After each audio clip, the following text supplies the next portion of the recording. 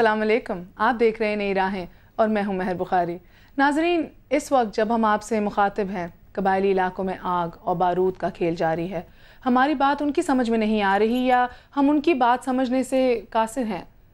मामला अभी तक दरमियान में अटका हुआ है। वहाँ की औरतों को वोट देने की इजाज़त नहीं दी जा रही, लड़कियों के स्कूल जलाए जा रहे हैं और इस मखसूस इलाके की ख़वातीन हमें कोई समाजी किरदार अदा करती हुई नहीं दिखाई दे रही।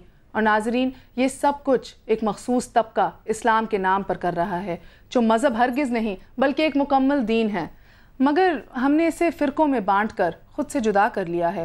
ये मसला सियासी है, मजहबी है या वहाँ का समाज ही ऐसे मसाइल पैदा करता है? क्या हम अपनी धरती की हिफाजत कर रहे हैं या बकौल तालिबान ये सब कुछ अमेरिका के कहने पर हो रहा है? कभी कभी तो ऐसा लगता है कि मामला सुलझ गया है, मगर फिर अचानक गोलाबारी, आग, सुलगती हुई रूहें और जलते हुए ख्वाब। ये तमाशा हम कब तक देखते भी रहेंगे और दुनिया को दिखाते भी रहेंगे? आइए इस जलते हुए मौजू पर गुफ्तगू करते हैं। लाहौर स्टूडियोज़ में हमारे साथ मौजूद हैं समिया राहील काजी। इस्लामाबाद में हमारी मेहमान हैं मारूफ स्कॉलर आरिफा सैयद और पेशावर में हमें अपने मुफीद ख्यालात से आगाह करेंगी रुकने कौमी असम्बली बुशरा गोहर। आप तीनों की तशरीफ आवरी का बहुत बहुत शुक्रिया। इससे पहले कि हम गुफ्तगू का आगाज़ करें, आइए एक रिपोर्ट देखते हैं।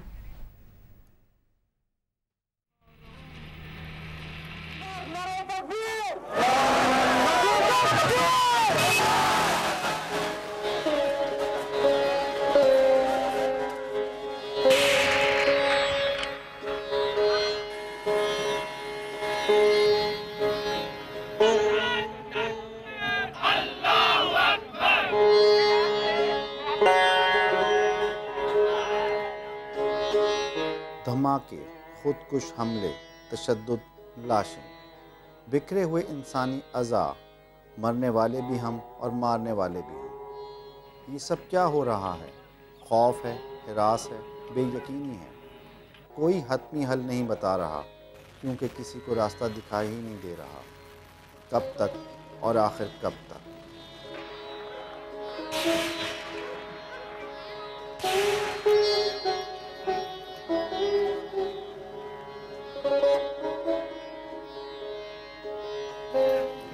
आगो खून का ये खेल हमारे घर में ही खेला जाता रहेगा। कौन सच्चा है, कौन झूठा है, इसका फैसला कौन करेगा?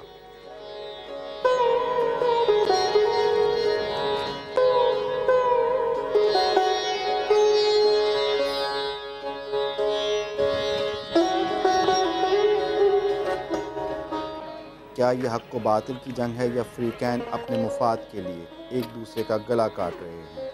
कौन जहालत के अंधेरे में है और किसके पास हक़ की रोशनी है? खुदा ना करे कि हम इस बेयकीनी की कैफियत से कभी ना निकल सकें।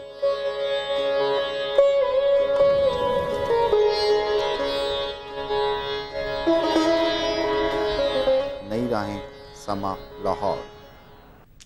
आप तीनों ने रिपोर्ट देखी। मेरा सवाल आप तीनों से है, मगर समिया साहिबा मैं पहले आपसे स्टार्ट करूँगी।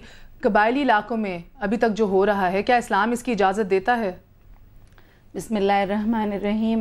मैं समझती हूँ कि आपने जब अपने तारुफ़ी कलिमात में कहा कि कबायली इलाकों का अपना एक मिजाज है, मैं चूँकि ख़ुद भी उसी इलाके से ताल्लुक़ रखती हूँ और मेरा जो आबाई घर है वो बिल्कुल उसी इलाके में है और मैं उनकी नफ्सियात को, हमारी रिश्तेदारी भी है उनके साथ, मैं उनकी नफ्सियात को, उनकी ख़वातीन को, उनका सारा कुछ, मैं उधर ही पली बड़ी हूँ और जितना शायद मैं जानती हूँ तो शायद कम ही लोग उनके बारे में इतना ज़्यादा जानते होंगे। लेकिन मैं समझती हूँ कि उनकी 4 चीज़ें हैं, इन कबायली इलाकों की 4 मोहब्बतें हैं जो मैं आज आपको बताना चाहती हूँ।